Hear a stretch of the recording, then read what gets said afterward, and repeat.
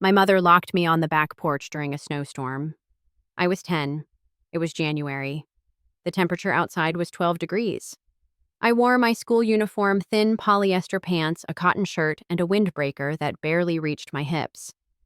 I knocked once, then twice. The doorknob didn't turn. Inside, through the frosted glass, I could see her silhouette moving calmly across the kitchen. She didn't rush. She didn't panic. She poured herself a mug of tea, stirred it twice, then finally came to the door. She opened it 2 inches, just enough to let the steam from her mug drift out into the cold. Her face was still and sharp. Her eyes never blinked. "Fresh air builds character, Elena," she said. Then she shut the door again. I didn't cry. Not after the first time. That was the rule. If I cried, she'd say I was weak, ungrateful, spoiled. That was the last storm of the season, but not the last night I spent outside. Now, 15 years later, I stood in the hallway of a rehabilitation facility watching a nurse shake my mother gently by the shoulder. She was huddled under a regulation blanket in her assigned bed. The thermostat in the room read 68 degrees. That was the legal minimum. She shivered. Her lips barely moved. "Can I have another blanket?" she whispered. The nurse hesitated. "Sorry, ma'am. You already have the maximum set." My mother nodded, then curled tighter, her shoulders rising toward her ears. Her eyes flicked toward the window, the north-facing one with the broken seal. A cold draft slipped through the crack and ruffled the corner of her sheet. She said nothing. But I saw the moment she understood, the moment she recognized the taste of the air. It was the same taste that clung to my skin when I was 10, the same bite, the same silence. Back then, I learned not to knock. Today, she doesn't need to, because I am the one who holds the clipboard, the insurance codes, the placement authority, the system. And the system works perfectly. When she looks at me now, she sees what she made. Not a broken girl. A woman who knows every policy, every loophole, every threshold. A woman who specializes in elder care transitions. A woman who knows exactly how cold 68 degrees can feel. They say revenge is best served cold. I prefer it legally regulated. And this is just the beginning. My name is Elena Monroe. I am 28 years old, a licensed social worker, certified in elder care placement and rehabilitation policy compliance. I work within the system, and I know its every crack. I wasn't always this way. I grew up in a 2-story colonial house in western Pennsylvania where winters came early and left slowly. My mother, Margaret Monroe, ran that house like a military operation. There were routines, rules, expectations. Deviations were punishable, never with bruises, never with shouting, but always with something colder. I was the middle child, sandwiched between a baby brother who caught colds like clockwork and a delicate older sister who needed 8 hours of beauty sleep, flannel sheets, and lavender-scented humidifiers. But I wasn't delicate. At least that's what she said. Margaret believed in character. Character, she said, wasn't something you were born with. It was forged. She made me sleep on the hardwood floor the night before my 7th birthday. Said mattresses were a modern indulgence and bad for the spine. I remember the knots in my shoulders the next morning. I remember pretending it didn't hurt. David stopped that one. He wasn't my real brother. He came to us at 11, adopted, after aging out of foster care placements that never lasted. He knew floors, he knew cold, and he had just enough authority as the oldest child to get my mother to back off at least in daylight. But David worked nights by the time I turned 10. Janitor at the local hospital, graveyard shifts, which meant bedtime was her time. That's when it escalated. The porch became her favorite punishment. Always justified, always gentle in tone. "You're getting soft, Elena. You need to be stronger. The world won't coddle you." She said these things while locking the porch door behind her. The porch was enclosed technically, but the windows were single-paned, cracked in corners, and the floor stayed frozen well into spring. I was never given a coat, just a thin blanket. Once she told me my winter jacket was at the dry cleaners. It stayed there for 3 winters. I walked to school in a windbreaker while my siblings had wool-lined parkas. When I got frostbite on my toes at 15, the school nurse raised her eyebrows but said nothing. I didn't explain. I didn't complain. That was the lesson. Complaints meant weakness. Weakness meant disappointment. The only warmth I had was across the fence, Ms. Ada's basement. She was a retired librarian, lived alone, and sometimes forgot to close her basement window. On nights when my mother's car left the driveway, I would sneak through the side gate, slide open the pane, and sit on the floor near Ada's radiator for 10 glorious minutes. Then I would sneak back before anyone noticed. She never said anything, not once. But one night, my mother caught me climbing back in. She didn't yell. She just stood silently as I brushed the snow off my sleeves. Then she picked up the phone, dialed Ada's number, and accused her of undermining parental authority. Some people, she said, hanging up, don't understand that comfort breeds weakness. After that, Ada never left the window open again. By the time I graduated high school, I had permanent nerve damage in 2 toes and mild circulation issues in my hands. Doctors attributed it to genetics. I knew better. I didn't go to college right away. I worked, took night classes, moved into a shared apartment with 2 other women, paid for textbooks one at a time. It took 6 years. But I got my degree. Then I got certified. Then I got good. No one questioned my compassion. I placed hundreds of seniors into the best facilities available within their budget, their insurance, and their needs. I played by the rules. I filled every box, checked every standard. And when Margaret fell on the ice outside her home last November, fractured her hip in 2 places, I was the first to visit her at the hospital. Clipboard in hand. Professional smile in place. She was too doped up on painkillers to be suspicious. "You're a good girl," she mumbled as they wheeled her into recovery. I nodded. "You'll make sure I'm looked after," she whispered. I smiled. I always do. Margaret's surgery went well. A clean repair of the femoral neck, titanium pin. Physical therapy recommended 5 days a week for at least 6 weeks. She'd need temporary placement in a rehabilitation facility, somewhere with the right equipment, accessible bathrooms, a therapy gym, and around-the-clock staff. Luckily for her, I knew the options. Unluckily for her, I knew them all. I spent 2 nights at my desk reviewing availability, clicking through patient reviews, inspection reports, incident logs. Most people look at Yelp stars. I look at fire code violations, heating system repair timelines, understaffing complaints. Fair Ridge East came up in the database. I remembered it well. Barbara Chen, the facility director, had mentioned their East Wing heating issues over lunch 3 months ago. Legal minimum temperatures. System still awaiting parts. Nothing actionable but chilly. I called her directly. "I have a patient needing immediate placement," I said. "Female 65 post-hip surgery. Does the East Wing still have an open bed?" "It does," Barbara replied. "But the heating hasn't improved. It's within state regulations, but not comfortable." "That might be ideal," I said. "My mother always complains facilities are too warm. She's used to colder climates." Barbara didn't question me. She trusted my professionalism. Everyone did. The paperwork took 2 hours. I documented every detail. Medical necessity, insurance compatibility, discharge plans, mobility assessments. No one could accuse me of negligence. Every page was by the book.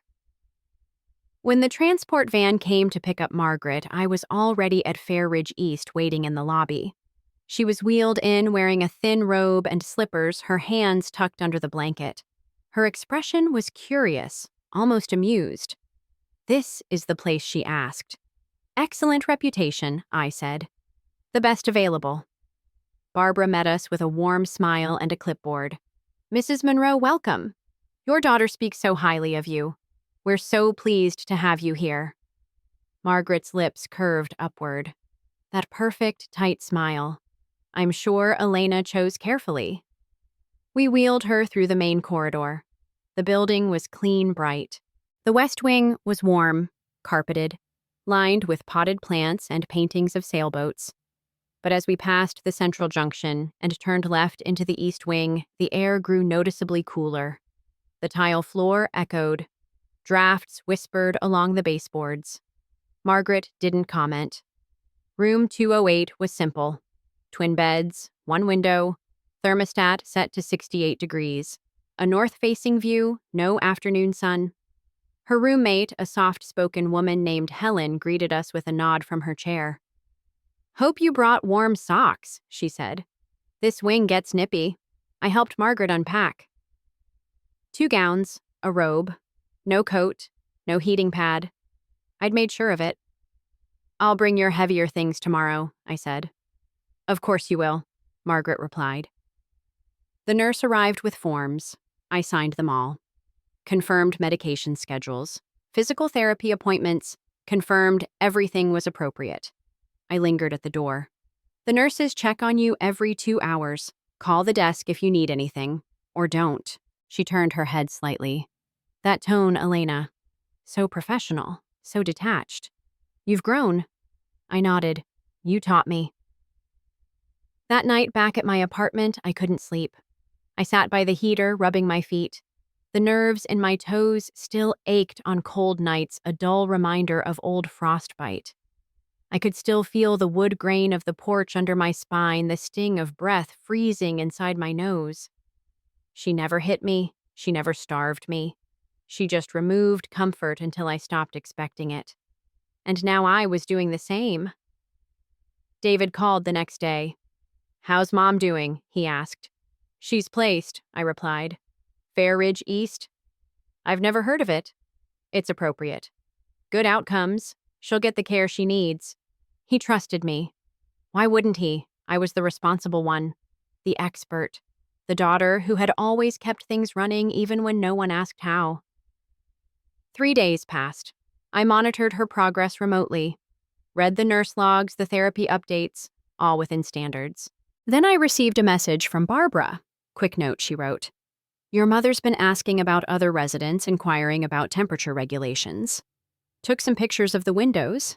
Seems engaged." I knew what that meant. She was testing the waters, building her narrative. The 4th night, I stopped by in person. Margaret was in the dining room chatting with 2 other women, her robe pulled tight, eyes bright. She waved me over. "Darling," she said, "come meet my new friends." I stayed by the doorway. "Just dropping off your warmer clothes. I have work." "You work so hard," she said. "Always have." Her eyes gleamed. That evening, I went home and pulled up the intake paperwork again. Cross-checked the logs, reviewed every note, every temperature record. All legal, all appropriate, all traceable. And then while compiling documentation to cover all angles, I came across something strange. Her Medicare enrollment file listed me as the responsible adult child, but my birth certificate attached as proof of identity had no hospital record, no attending physician, just a handwritten copy submitted 2 years after my listed birth date. No match in any local database. No match to Margaret Monroe's medical history. I pulled up David's birth certificate for comparison. Full details. Verified hospital. OB signature. Mine had none. I opened the old family box she left at her house. Rummaged through the documents until I found a paper folded in thirds, brittle with age. A note from the county social worker. Handwritten. Placement temporary. Child found post-winter storm. No next of kin identified. I stared at it for a long time. When I confronted her the next morning, she didn't deny it. "You weren't supposed to be mine," she said flatly, "but you were left with me, and I kept you." "That should be enough." "That explains a lot," I replied.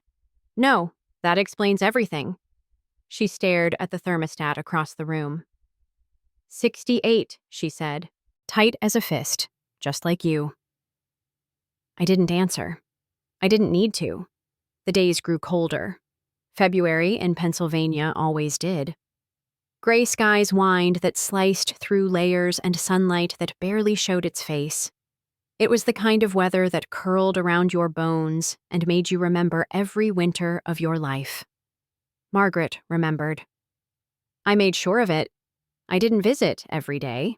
That would have been suspicious. I stopped by once a week, always during business hours, always with a clipboard or document in hand. Professional, composed, distance disguised as efficiency. She adjusted well on paper. The nurses noted her compliance with medications, her progress in therapy, her participation in bingo. Barbara even told me during a routine staffing call that Margaret was popular with the other residents.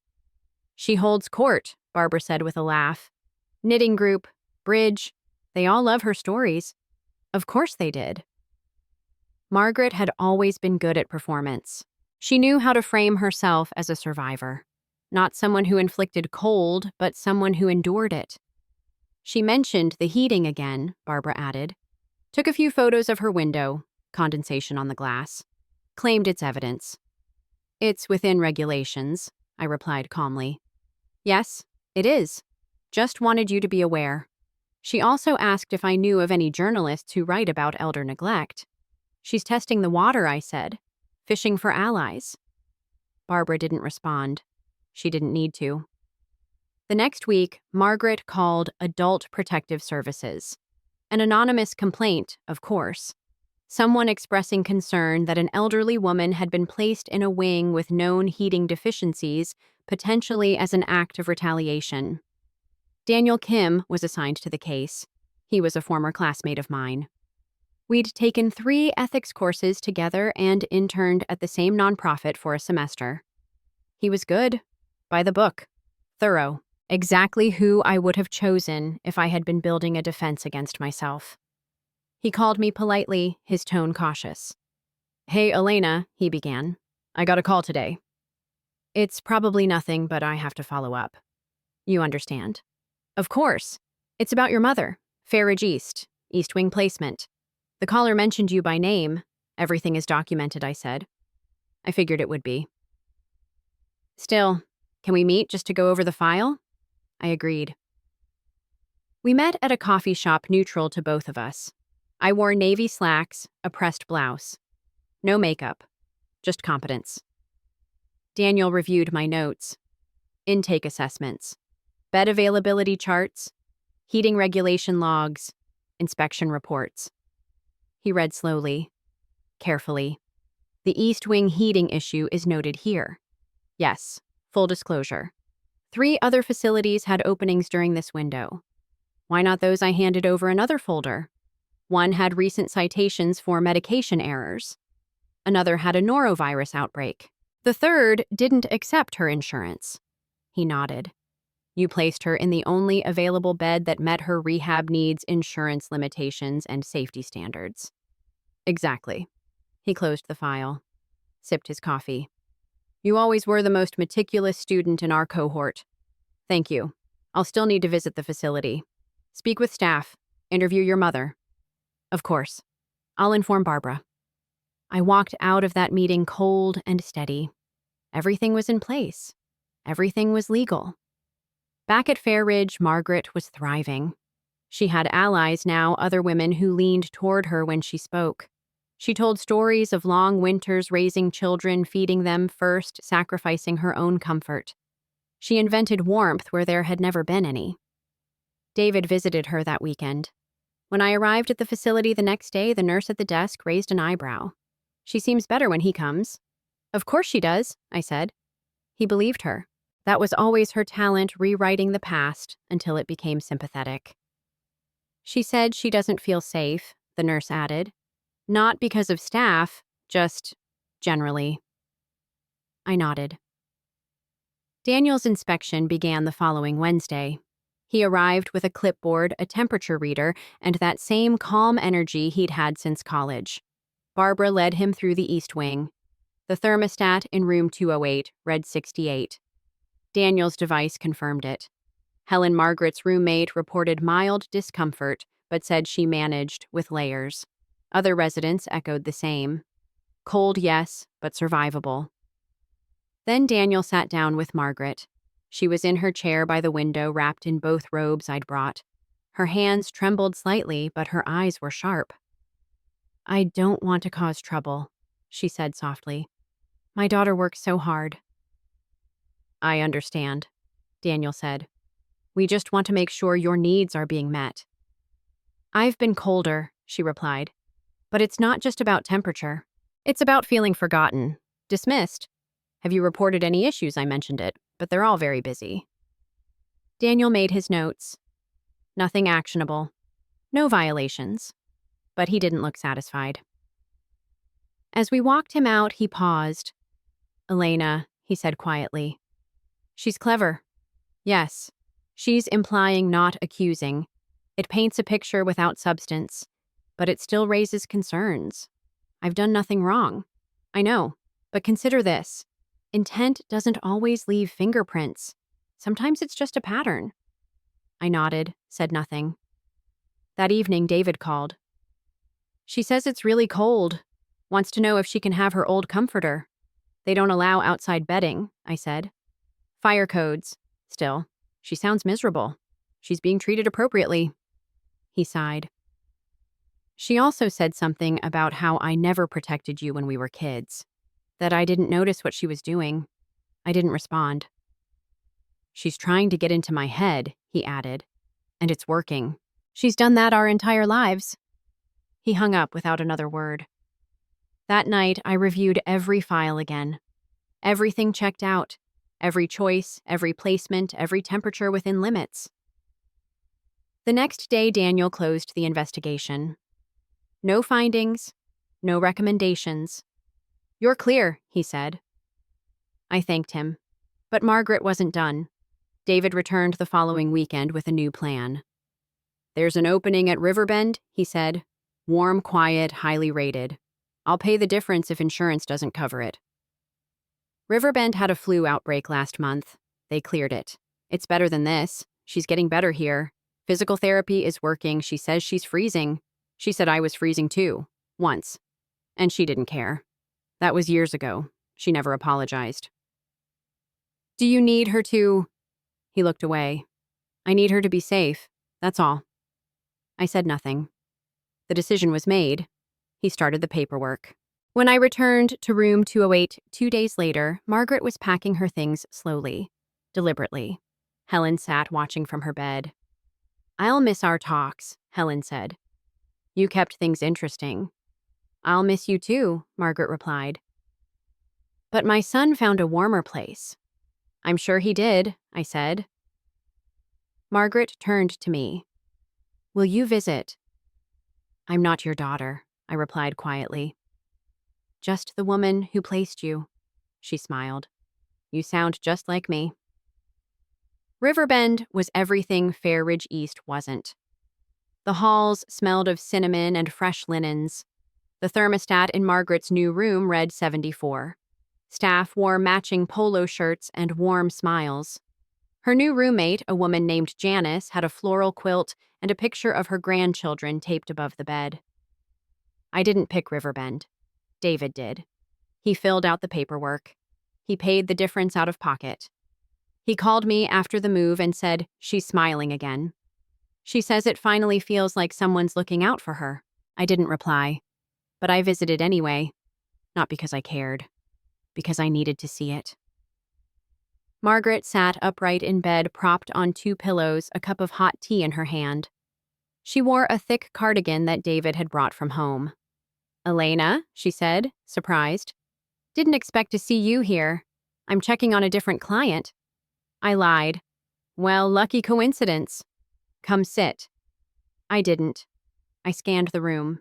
The window had no draft. The floor was carpeted. The blanket was fleece-lined. "Warmer?" I asked. She sipped her tea. "Almost too warm," she said. "Makes me sleepy. Maybe rest would do you good." "I rest better in the cold. Keeps me sharp." She set the cup down and looked at me directly. "David thinks he saved me. He thinks he made a choice. And you, I think we both made choices. She nodded slowly. You know, she said when I got the call from the facility about your initial placement choice when they told me the East Wing had heating issues, I knew. Right away. I don't doubt it. You were always clever. Quiet. Too quiet. You never cried loud enough to get caught, just loud enough to be noticed. And yet you always pretended not to notice. I had to. Otherwise, I would have had to admit it. Admit that you were different. I stared at her. Different how she smiled. You were never mine. I know. You found the file. Yes. Still, she said, I raised you. No, I said. You didn't raise me. You trained me. Like a soldier trains a dog. And you grew teeth. I grew silence. We sat in it for a moment, our favorite tool. Silence. The weapon of generations. David told me you fought the APS report, she said after a pause. And won. I did. He thinks I was wrong to call them. You were. Do you think I was wrong to take you in? I didn't answer. She laughed softly. That's the difference between you and him. He wants resolution. You want truth. But the truth isn't warm, Elena. It never was. No, I said. But it's clean. She leaned back, closing her eyes for a moment, then reopened them sharp as ever. You really placed me there on purpose. Yes, to make me feel what you felt, to make you live what you designed. That's cruel. It's legal. She smiled again. Exactly. Just like I taught you. No, I said. You taught me how to survive. The rest I learned on my own. Is that what this was? A lesson? This was an echo. She looked toward the window. It was raining outside, but warm inside. I watched her eyes track the droplets. When you were little, she said you used to fold your socks together so tight the elastic would snap. I remember. Why to make them last? She nodded. You always wanted things to last. No, I said. I just wanted to feel like I had something that wouldn't be taken away. Did it work? No. We sat there for a long time. The heater buzzed softly in the wall. Somewhere down the hall, a television played a sitcom laugh track. Eventually, I stood.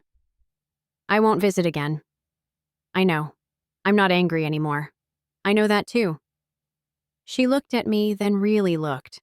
Not with suspicion, not with superiority, with recognition. You really aren't like me, she said. No, but you carry me. I carry what you left.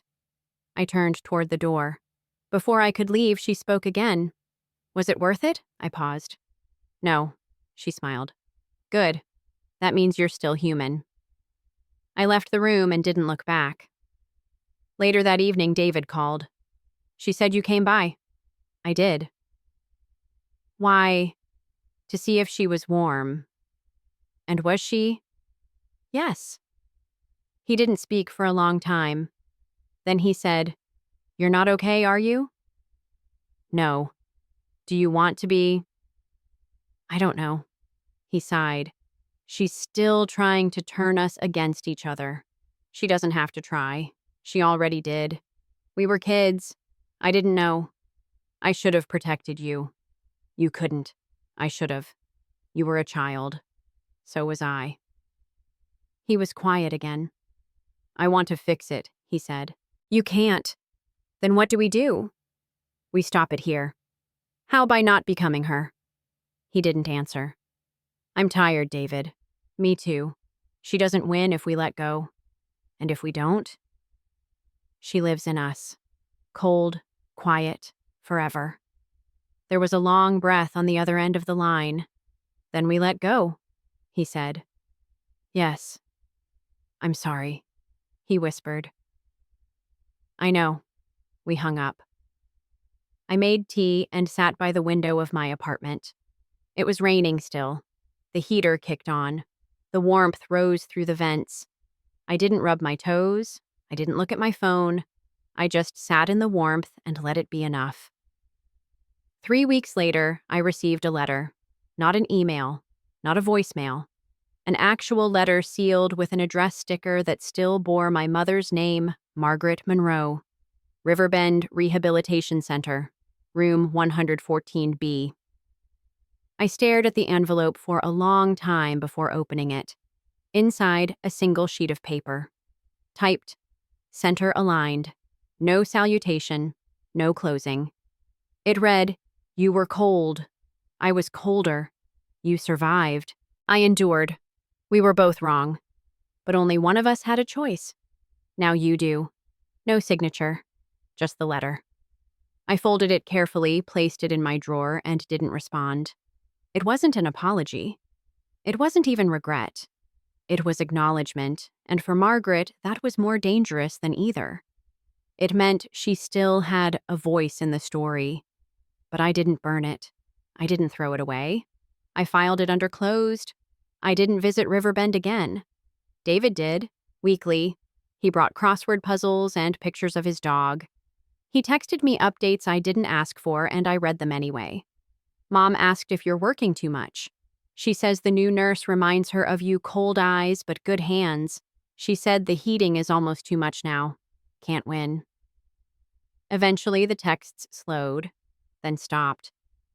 One day, he sent only a photo, Margaret sitting by a sunny window blanket across her knees, crossword in her lap. She looked older, thinner, but warm. The caption said, "She stopped talking about the cold." That was the closest thing to closure I ever got. I kept working, placing clients, visiting homes, touring rehab centers, filling out paperwork that no one ever really reads but that protects us all from blame. I started choosing placements more carefully, not just what met standards, but what felt like care. One day, I placed a woman named Nora into a facility near the lake. She reminded me of Helen, quiet, sharp, funny in short bursts. She had no family, just a niece in another state who checked in monthly. After I brought her a heated lap blanket on my second visit, she looked at me and said, "You don't have to try so hard." "I'm not," I said. "I'm just trying differently." "Ah," she smiled. "Trying is always harder when no one's watching." I stayed with her an extra 10 minutes that day. For a long time, I believed the only two options were cruelty or silence, that you either froze someone out or said nothing at all. But there is a third way. Not warmth, not forgiveness, not softness, but something quieter. Still, measured choice. The choice to end the cycle, not to excuse the past, not to rewrite it, just to stop passing it forward. Margaret gave me cold. I returned it legally, precisely with the full weight of documentation. But the final act wasn't the cold I served. It was the warmth I withheld, and then eventually chose to offer not to her, but to others. People like Helen, like Nora, like the quiet men who sit in sunrooms alone waiting for a voice. I don't forgive, Margaret. I don't need to. Forgiveness is a release, and I don't want release. I want understanding. I want control. And now I have it. Control isn't cruelty. It's knowing that I could make someone suffer and choosing not to. It's offering a blanket, not because it will be appreciated, but because someone needs it. It's choosing warmth with no expectation of return. And when I think of the porch, the one with the broken window and the warped floorboards, I don't feel rage anymore. I feel distance. That girl sitting cross-legged on the porch in the middle of winter, she didn't win. She didn't lose. She became someone else.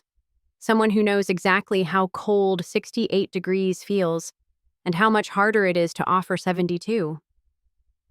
I once believed justice meant symmetry. If someone made you suffer, you gave that suffering back. Balanced, measured, no more, no less, a quiet reckoning. But the truth is, symmetry doesn't heal. I gave my mother cold, not the kind that bruises, but the kind that lingers in her joints in her sleep in the silence between care staff rotations. It was cold that wore a name tag, that followed every regulation, that met every standard. It was the same cold she had once given me, for a time that felt like justice. She said pain built strength. I showed her pain could also build memory. But here's what I've learned in the quiet spaces since justice isn't about balance. It's about interruption. It's about choosing not to replicate what you were handed. Not because you forgive, not because they deserve better, but because you do. You deserve a life that isn't shaped entirely by what came before. My mother never apologized. That's not surprising. People like her rarely do. Apology requires reflection, and reflection requires vulnerability. And for Margaret Monroe, vulnerability was a kind of death. But she did, in her own way, acknowledge it. And I, in mine, didn't throw that acknowledgement away. I didn't accept it either. I just let it sit. Sometimes that's all we can do with the pain handed to us, let it sit. Not bury it, not dramatize it. Just name it, file it, and move forward, knowing it exists. I think about the other residents I've placed. The quiet man who flinched when someone touched his shoulder too suddenly. The woman who never looked directly at her own children. The war veteran who asked to keep his room colder than regulation because, as he put it, I'm only alive when I'm uncomfortable. Pain echoes, and systems rarely fix it. But people can interrupt it by listening longer, by staying soft in a hard moment, by offering warmth where they once received cold. I don't say this as someone noble. I say it as someone tired. Tired of pretending that being strong means being numb. Tired of pretending that punishment is the same as healing. Tired of carrying old winter air in my lungs and pretending it's still necessary. David visits our mother every Sunday now. They don't talk about the porch. They don't talk about me. They talk about crossword puzzles and soup. That's enough for him. Maybe it has to be. He once asked me why I didn't visit anymore. I told him because I got what I needed. What was that, he asked? Distance. Distance is a kind of warmth if you've never had it before. Sometimes the most generous thing you can give someone isn't comfort or closure or forgiveness. Sometimes it's the absence of pain, the absence of a response, the choice not to continue a legacy. Not because it makes you better, but because it makes you free. I don't miss my mother. But sometimes I think about her hands, how they were always warm no matter how cold the rest of her was. How she would tap her nails against her teacup when she was thinking. How she smiled at nurses the same way she smiled at police officers. Trained, measured. I inherited that smile, but I use it differently. When I visit a facility now, I ask about the window seals. I ask how long the residents wait between meals. I ask if the staff rotate night shifts fairly so that no one's forgotten in the dark. I ask questions that once had no name because no one thought to name them. I ask because someone should. That's the only warmth I know how to give now. The quiet kind. The invisible kind. The kind that doesn't need recognition. Just someone noticing. If you're watching this because you've felt something similar, because your childhood still breathes against the back of your neck when the heater shuts off. In winter, know this. You're not alone, and you're not wrong for remembering. You don't have to forgive someone who taught you pain. You don't have to become them either.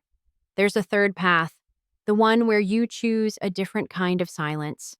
Not the silence of fear or shame or survival, but the silence of stillness, of peace, of choosing not to knock on that porch door ever again.